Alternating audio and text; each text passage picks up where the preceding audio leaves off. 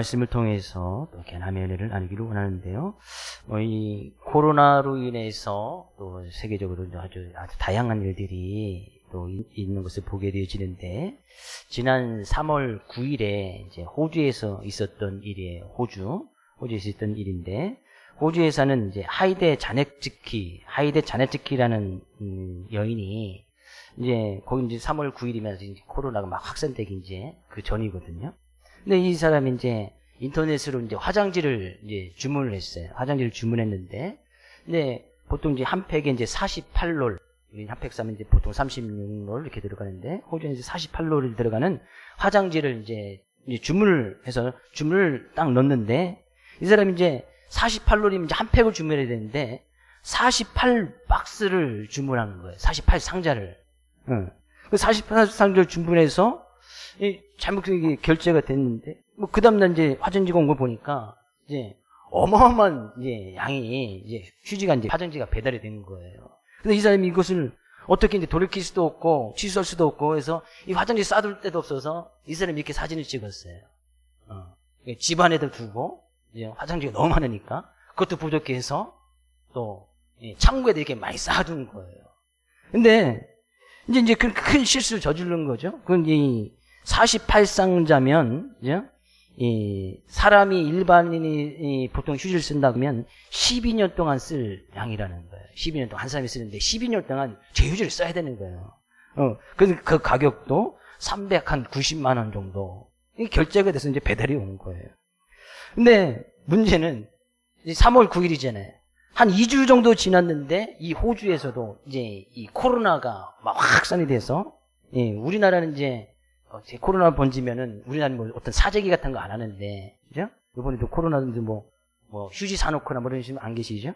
근데 외국에서는 이런 뭐 어떤 발병이 되면 가장 먼저 사놓는 것이 바로 휴지예요. 화장지. 그 왜 휴지를 사놓는가 봤더니 최소한 인간다운 삶을 유지하기에 가장 필요한 것이 휴지래요. 왜 그런지는 모르겠어요. 우리는 휴지 없으면 콩잎으로도 하든지 옛날에 사내끼 엮어서 하든지 신문지 하서 하든지 하면 될 텐데, 외국 사람들은 그건 인간다운 삶이 아니라고 생각하는 거예요. 그래서 인간다운 삶을 기본적인 욕구를 해결하는 데 필요한 것이 휴지인 거예요. 그래서 호주에서 그런 일이 발생돼서 휴지를 막 사재기 하는데, 이 사람은 뭐예요? 이미 48상자가 딱 하나 있는 거예요. 어떻게 보면 자기가 실수했던 것이 전화위복이 되어서 막대한 돈을 벌지는 않았지만, 그것은 약간 이제 프리미엄 조금 붙여갖고 이웃에게 팔기도 하고, 그래서 그 버려진 것도 이익금을 가지고 딸 수학여행비 보낼 때 쓰겠다, 이렇게 뉴스가 난 적이 있어요. 저는 이 사건을 보면서 실수했지만 그것이 변화가 되어서 그 사건에 어떤 좋은 기회가 온 게 된 것이죠. 뭐 큰 돈을 번 것은 아니겠지만 좋은 기회가 됐단 말이죠. 어쩌면 우리 이 코로나로 해서 우리 사건때 좀 힘들고 어려운 부분이 분명히 없지 않아 있어요. 그러나 반드시 이 뒤에는 또 하나님께서 우리에게 좋은 곳으로 인도할 줄을 믿습니다. 행여는 우리 삶 가운데서 지난 한 주간 삶을 되돌아봐도 실수한 부분이 있어요. 연약한 부분이 있단 말이죠. 죄를 지은 부분이 있고, 또 우리가 주님의 은혜 없이, 말씀 없이, 기도 없이 살아갔던 그런 부분들이 있어요. 그것이 내가 원하든 원하지 않든. 그러나 우리가 그 모든 실수를 주님 앞에 고백하고 회개하고 다시 주님 앞에 나온다면 하나님께서는 가장 좋은 곳으로 우리를 인도하실 것입니다. 실만한 물가로 푸른 초장으로 반드시 주님께서는 인도하실 거예요. 그러나 그 걸어가는 길은 항상 실만한 물가는 아니에요. 푸른 초장으로 인도하시는 우리의 인생의 길은 항상 푸른 초장이 있는 것이 아니에요. 어려움이 있고 문제가 있고 그 길을 지나가야 실만한 물가가 나오고 푸른 초장이 나온다는 얘기죠. 오늘도 우리의 삶을 그렇게 인도하실 그 주님을 바라보고 주님만 우리를 앙망할 수 있는 귀한 시간 되기를 원합니다. 하나님께서 크신 은혜를 더할 줄로 믿습니다. 우리의 삶 가운데 우리는 그렇게 연약하고 실수가 있음을 분명히 이야기를 해요. 근데 오늘 본 말씀에도 이야기하고 있듯이 우리가 실수했다면, 죄를 지었다면 주님 앞에 고백하면 사하심을 얻을 수 있다. 이것이 얼마나 큰 은혜인지 몰라요. 오늘 31절 가서 보니까 그러므로 내가 너에게 이르노니 사람에 대한 모든 죄와 모독은 사하심을 얻되. 사람이 지었던 모든 죄들, 그 어떤 죄도 상관이 없어요. 그것은 주님 앞에 고백을 하면 다 사하심 얻다네. 그 물론 전제 조건이 있지요. 내가 죄를 지었다고 주님 앞에 회개할 때, 고백할 때 사하심을 얻는 거예요. 내가 죄를 지어서도 주님 앞에 나서 회개하지도 않고 고백하지 않는데 하나님께서 그냥 무작정 용서해 주시는 것은 아니다 그런 얘기죠. 근데 주님께서, 예수님께서 이렇게 하신 말씀에 의미가 있습니다. 우리는 주님 앞에 그렇게 죄를 지을 수밖에 없는 그런 연약한 존재라는 거예요. 근데 우리는 그 죄를 짓고 실수하고 연약한 모습이 있지만 주님 앞에 나오면 지금 예수님께서 직접 많은 제자들과 무리들에게 직접 하시는 말씀의 일부분이거든요. 많은 수많은 사람들이 있지만 다 죄를 짓잖아요. 실수하잖아요. 연약하잖아요. 그러나 지금 말씀을 증거하고 있는 그 예수님 앞에 나와서 고백하고 그 예수님께서 구주신 것을 믿고 예수님이 인생의 주인 되심을 고백하고 나의 연약한 모습을 회개하고 돌이킬 때 다 사하심을 받는다는 얘기죠. 오늘도 그런 사하심의 은혜, 주님께서 우리의 죄를 용서하시고 우리의 삶 가운데 연약한 분 다 용서하시는 그런 주님의 은혜를 누리며 나갈 수 있기를 주의 이름으로 축복을 드립니다. 그래 성경이 이야기하네요. 그 다음은요, 사하심을 얻지 못하는 죄도 있다 그래요. 아니 앞에서는 모든 죄를 다 사해 주신다고 이야기했는데, 용서해 준다고 이야기했는데 어떤 죄요?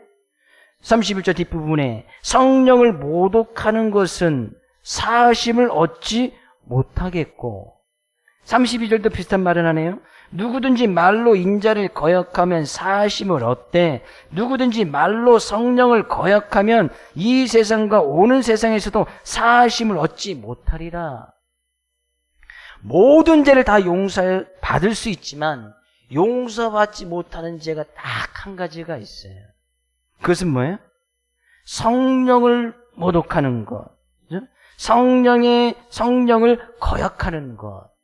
이것은 용서받을 수 없다는 거예요. 이것은 무슨 얘기냐면 지금 예수님께서 말씀을 증거하시고 예수님이 하나님의 아들이시고 또한 구세주시고 예수님 믿어야 구원을 받을 수 있다라고 많은 사람들이 이야기라고 하는데, 많은 사람들이 그 말을 듣고 예수님을 따르고 돌이키고 회개해서 예수님을 따르는 많은 제자들이 있는 반면에 여전히 예수님의 말씀을 듣지 않는 사람들이 있었단 말이죠. 이것은 자기가 그렇게 예수님께서 말씀하셨음에도 불구하고 그 말씀을 듣지 않는 거예요. 근데 그런 가운데서도 또 이 성령님께서 예수님이 하나님의 아들이신 것을 밝히 보여주는 증거들이 많이 나타났어요.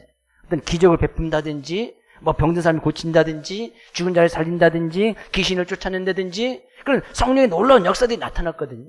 근데 그런 것을 보고도 예수님을 전혀 믿지 않는 거예요. 자기가 이제 그것을 거부하는 거죠. 근데 그런 죄는 용서받지 못한다는 것은 그런 것을 통해서 이 구원을 받지 못한다는 거예요. 그래서 예수님께서 어찌하실 수 없는 거예요. 31절 이야기죠. 누구든지 말로 인자를 거역하면, 여기 인자는 예수님이에요. 지금 예수님께서 살아 계시니까 지금 바로 말씀을 증거하면서 많은 사람들이 이야기하잖아요. 그 행여나 내가 정하는 말을 거역한다면 그 나중에 용서를 받을 수 있다. 그 나중에 그것을 깨달아서 예수님께서 이제 십자가에 지시고 부활하셔서 이 세상에 거하지 않을 때에 그때라도 돌이키고 한다면 용서를 받을 수 있다. 그러나 성령을 거역하면 이 세상과 오는 세상을 살아가시면 받지 못하겠다. 예수님께서 평생 동안 제자들과 늘 함께 하신 것듯이 아니었거든요. 3년 정도 함께 하시고 십자가에 못 박혀 주신 다음에 부활하셨잖아요. 근데 부활하신 그 이후에 주님께서는 더 이상 육체적인 모습으로 더 이상 제자들과 함께 할 수 없어서 또 다른 보혜사 성령을 보내주셨단 말이죠. 근데 성령님께서 이제 하시는 말씀은, 성령님께서 깨닫게 하시는 것은 우리의 연약함, 우리의 죄인, 너희는 죄인이고 너 그러므로 말미암아 예수님을 통해서만 구원을 받을 수 있고 예수님 통해만 제사를 받을 수 있다는 것을 성령님께서 계속 깨닫게 하시는 거예요. 근데 그걸 내가 강제적으로 그 성령의 말씀을, 성령님께서 우리 안에 하시는 말씀을 내가 스스로 거역해버리는 거예요. 그 말씀을 따라가지 않는 거예요. 성령님께서 인도하심을 따라가지 않는단 말이죠. 그러면 주님께서 용서해주고 싶어도 용서해줄 길이 없는 거예요.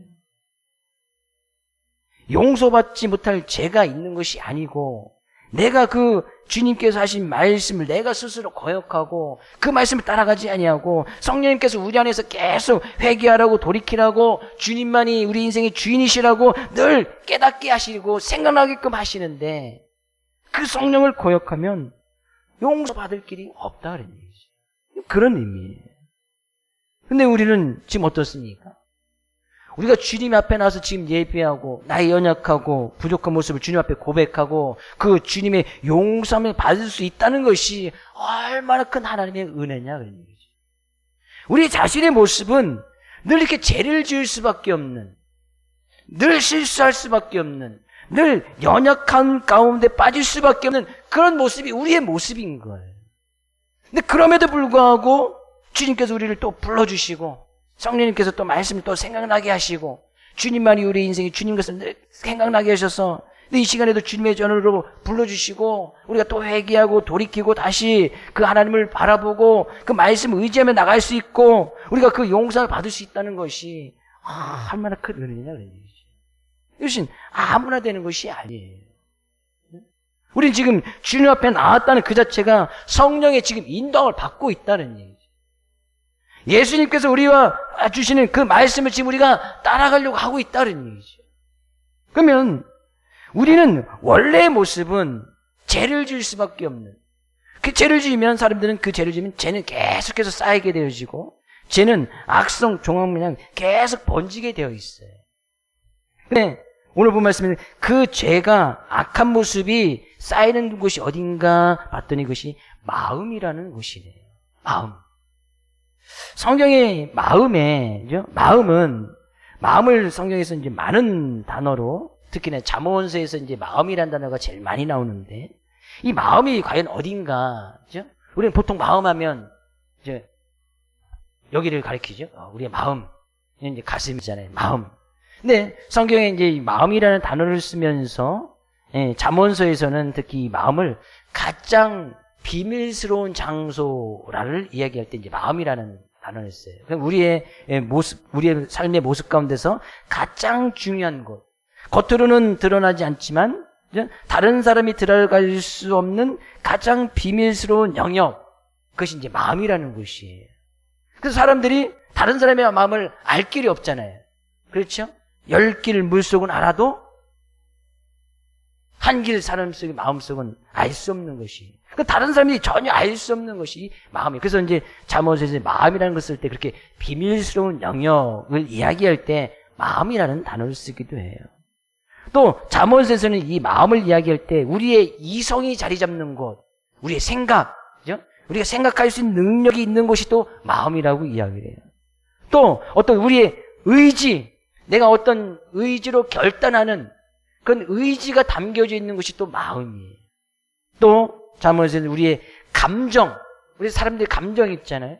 감정이 자리 잡고 있는 것이 또 마음, 기쁨이나 슬픔이나 또 외로움이나 또 고독함이나 이런 것을 느낄 수 있는 그런 감정이 자리를 잡고 있는 것이 마음이에요.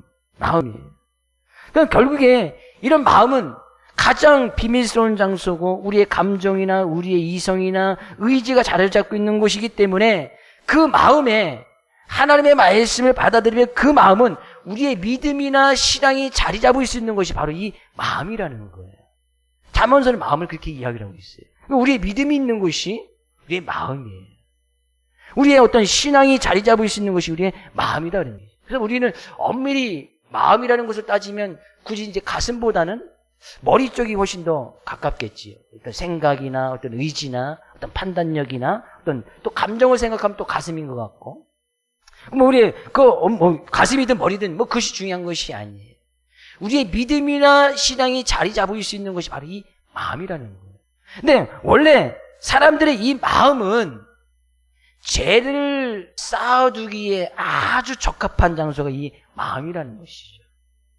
늘 실수하고 연약할 수밖에, 그 연약함을 계속해서 쌓아둘 수 있는 것이 바로 이 마음이라는 거예요. 사람은 죄를 지기를 너무나 좋아하잖아요. 그죠? 세상 사람들, 믿는 사람들 가운데서도 이 죄의 유혹에 그 유혹을 뿌리치지 못하여서 죄를 짓는 경우들이 너무나 많단 말이죠. 근데 중요한 것은 이 사람이 이 마음속에 무엇을 쌓냐 두느냐에 따라서 달라지는 것이 딱 한 가지가 있어요. 그것은요, 34절 말씀 이야기해요. 34절, 35절. 독사의 자식들아, 너희는 악하니 어떻게 선한 말을 할 수 있느냐? 이는 마음에 가득한 것을 입으로 말함이라. 선한 사람은 그 쌓은 선에서 선한 것을 내고 악한 사람은 그 쌓은 악에서 악한 것을 내느니라. 당연하겠지요.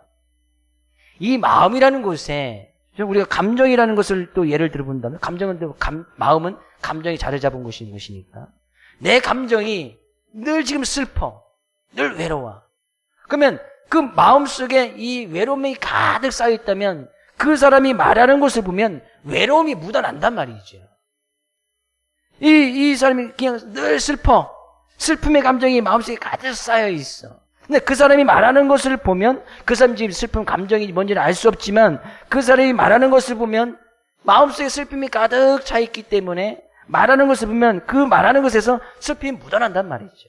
당연한 거예요. 그래서 예수님께서 말씀하시잖아요. 나무도 좋고 열매도 좋다 하든지 나무도 좋지 않고 열매도 좋지 않다 하라. 그 열매로 그 나무를 알 수 있느니라. 나무가 어떤 상태에 있느냐에 따라서 거기에 달려지는 열매가 분명히 다 다르단 말이죠. 병든 나무에서는 결코 좋은 열매를 맺을 수가 없어요.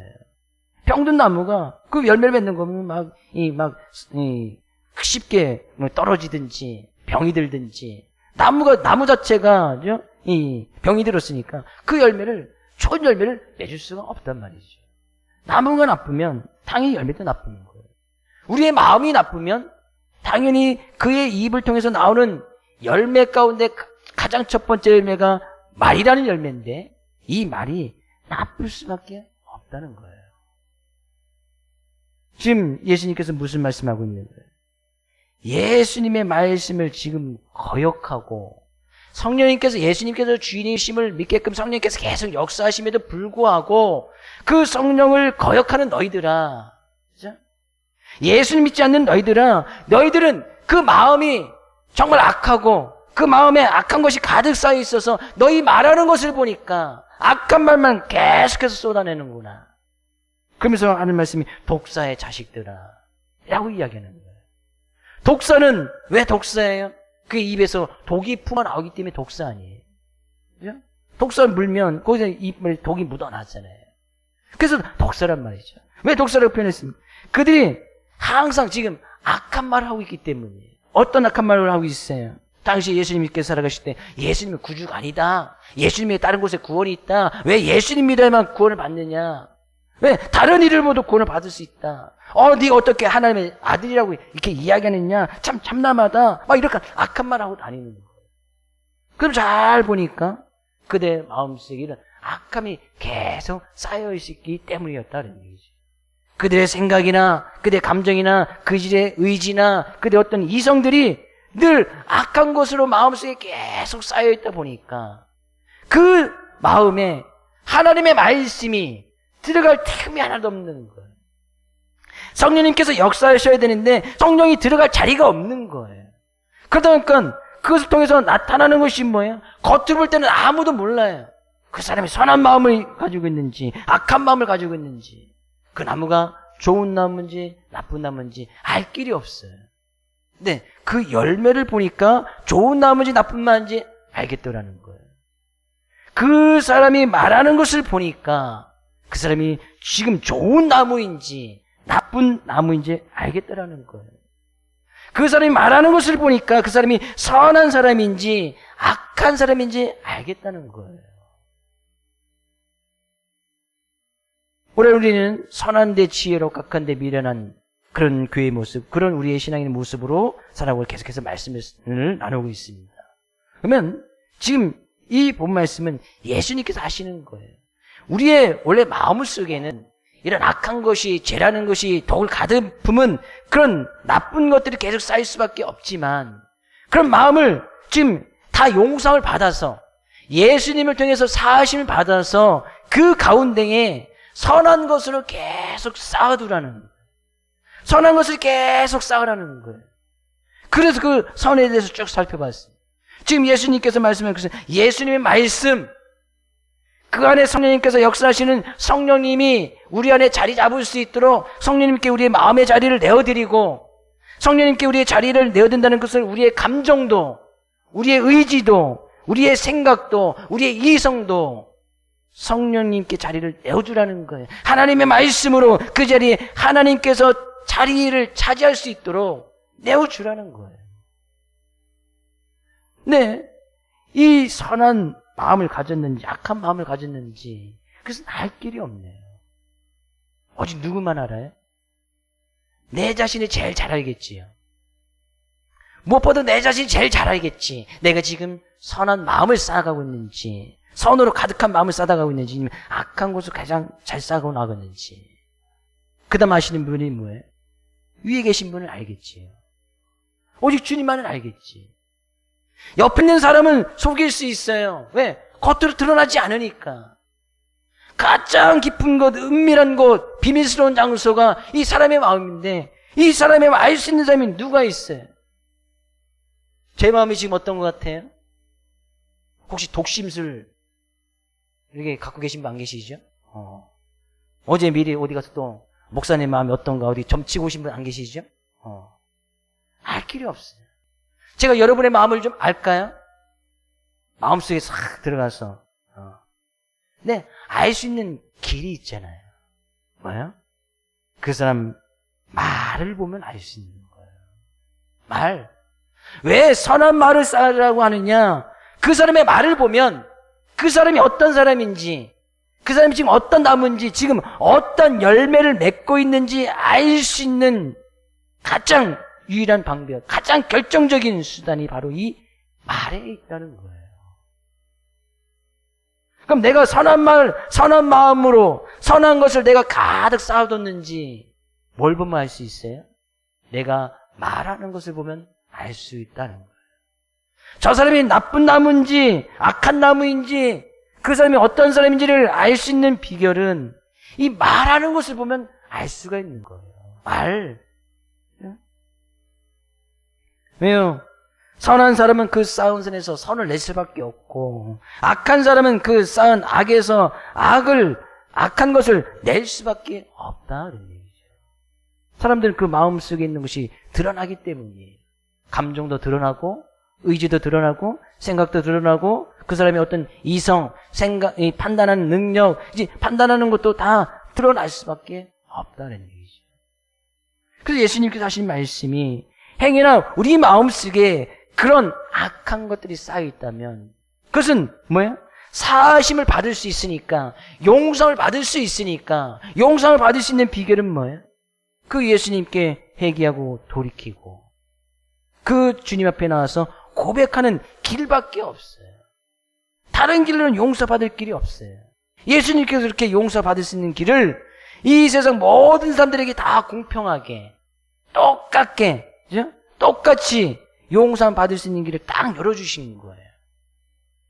주님 앞에 나올 때 어떤 물질에 따라서, 외모에 따라서 어떤 사람은 용서함을 주고 어떤 사람은 용서함을 주지 않는다면 그것만큼 불공평한 것이 어디 있겠어요. 근데 어느 누구든지 이 예수 그리스도를 받아들이고 그 믿음으로 말미암아 예수님께 고백하고 회개하면 다 용서함을 받는다는 얘기죠. 네, 이런 주님 앞에 지금 고백하고 회개하기를 돌이키를 내가 스스로 거역한다면 이것은 용서받을 길이 없다 그런 얘기예요. 주의 이름으로 축복을 드립니다. 여러분의 마음 가운데 선한 것을 계속해서 쌓아둘 수 있기를 주의 이름으로 축복을 드립니다. 여러분의 마음이 선한 마음이 될 수 있기를 주의 이름으로 축복을 드립니다.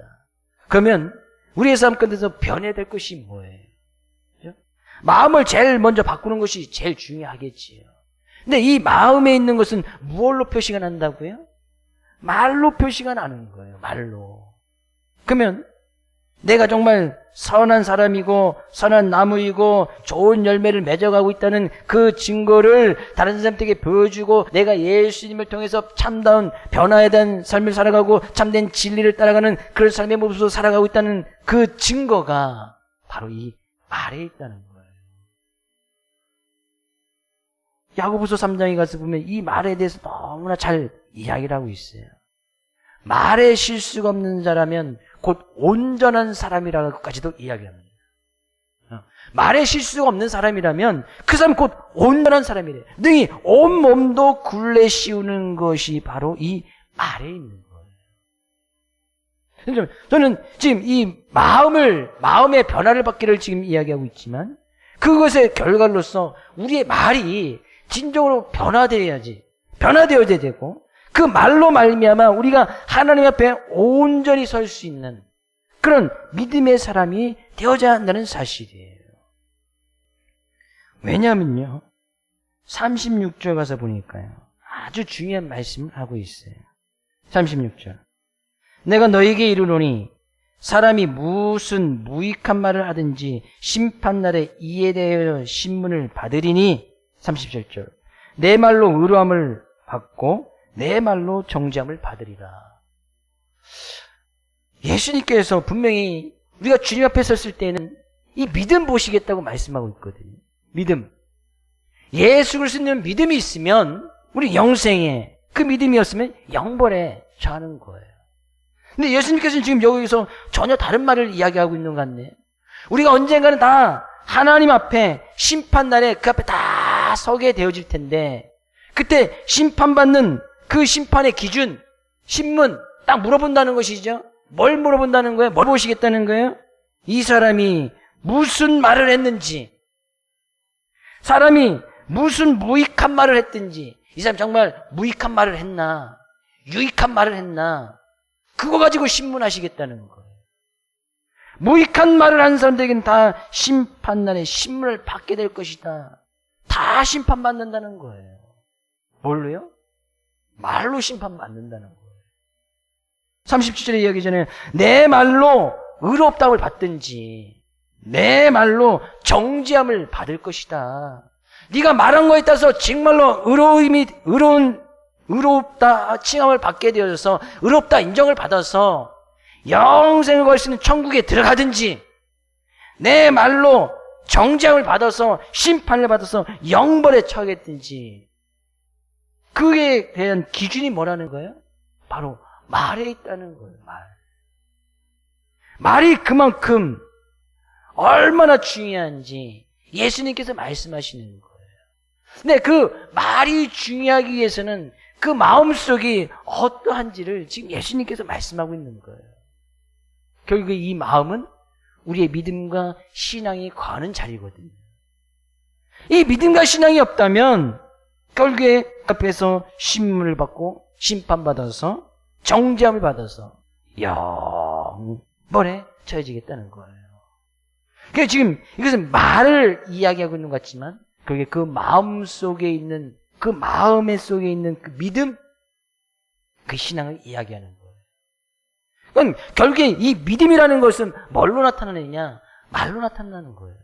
여기서 보면 믿음이나 말을 거의 상관계가 똑같은 곧 믿음이 말인 것을 이야기하네요. 왜? 신분 맞는 기준이 예수님께서 지금 말로 이야기를 하고 있으니까.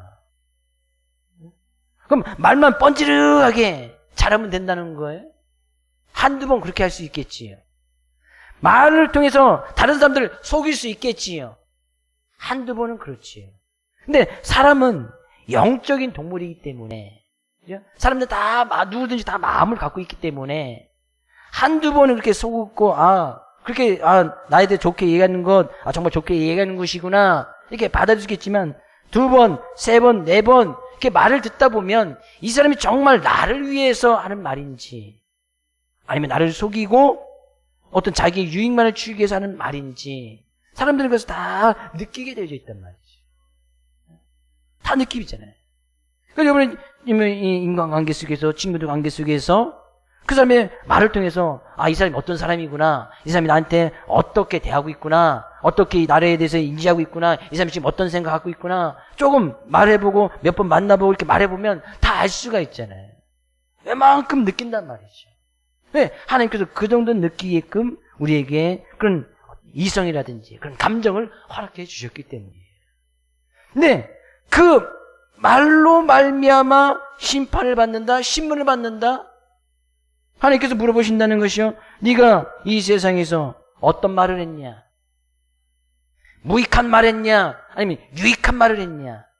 정말 사람들에게 도움을 주는 말을 했냐? 아니면 사람을 해롭게 하고 사람에게 독을 퍼뜨리는 그런 말을 했느냐?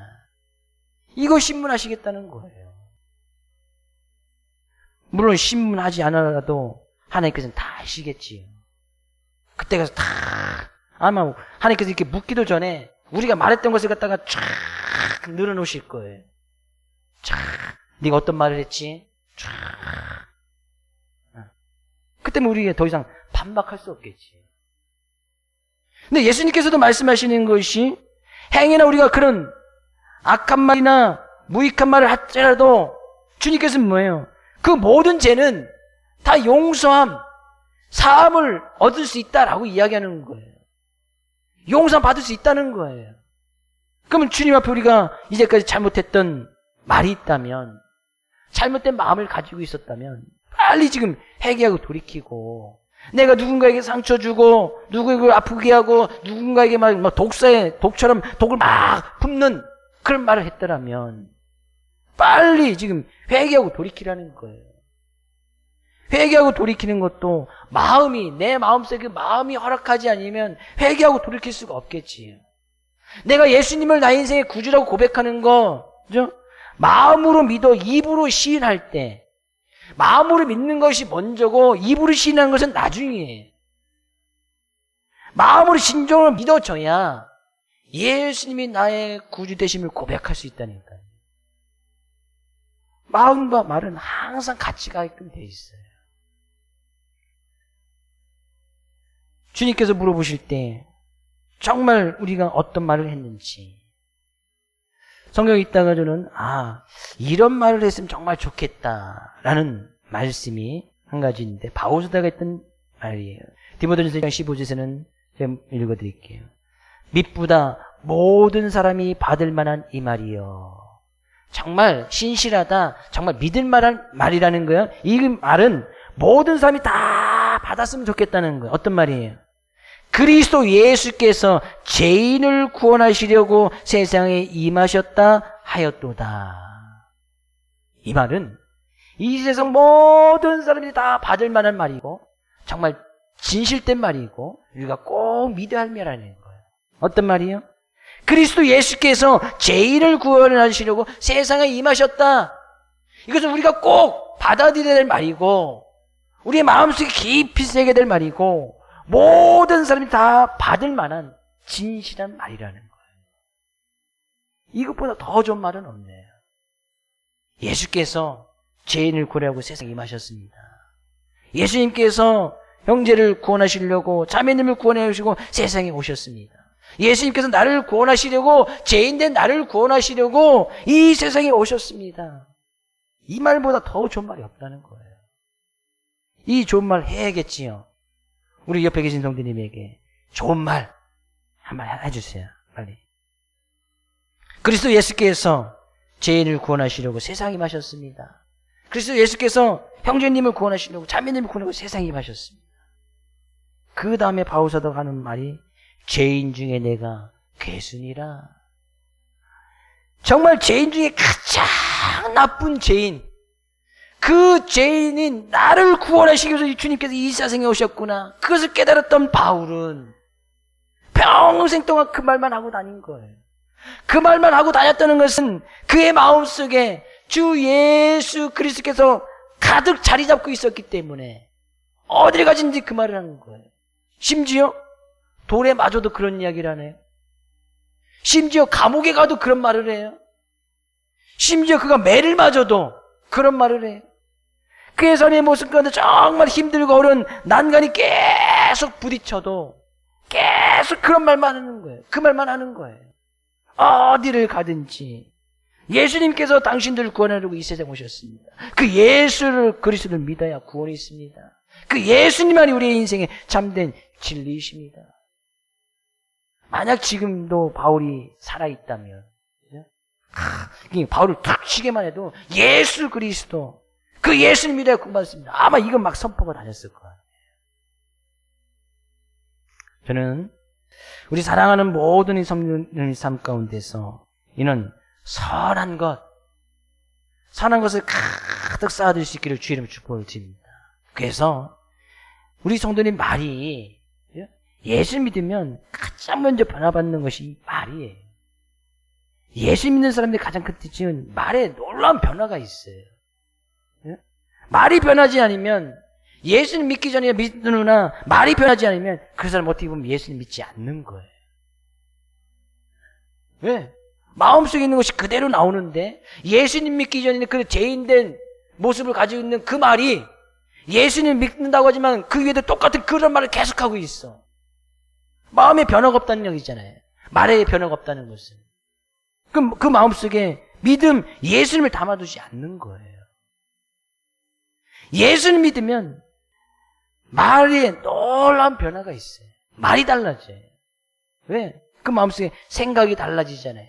감정이 달라지잖아요. 어떤 의지가 달라지고 이성이 달라진단 말이지. 왜? 그거는 예수님께서 계속해서 예수님 마음, 예수님의 감정, 예수님의 뜻, 하나님의 뜻, 성령님께서 계속 우리 안에 계셔서 하나님의 말씀이 계속 생각나게 하고 계속 가르쳐 주셔서 하나님의 뜻을 계속 따라가도록 성령님께서 계속 동의하고 계시기 때문에 그런 마음속에서 우러나오는 말들은 전혀 다를 수밖에 없겠지. 예수님 믿는데 계속 욕한다고요? 예수님 믿는데 계속 거짓말한다고요? 예수님 믿는데 계속 남을 속인다고요? 예수님 믿는데 계속 남에게 상처 주는 말을 한다고요? 예수님 안 믿는 거예요. 그러나 우리는 육체의 모습을 가지고 있을 수 있기 때문에 실수할 수 있어요. 그러면 주님 앞에 회개하고 돌이켜라. 회개하고 돌이키면 주님께서 전혀 기억하시지 않는다고 했거든요. 오늘 우리는 이 말씀 의지하여서 우리의 입을 통해서 하나님을 찬송하는 찬송이 나온다면 우리 입을 통해서 최소한 저주는 나오지 말아야지. 어떻게 한 입에서 찬송과 저주가 나올 수 있느냐?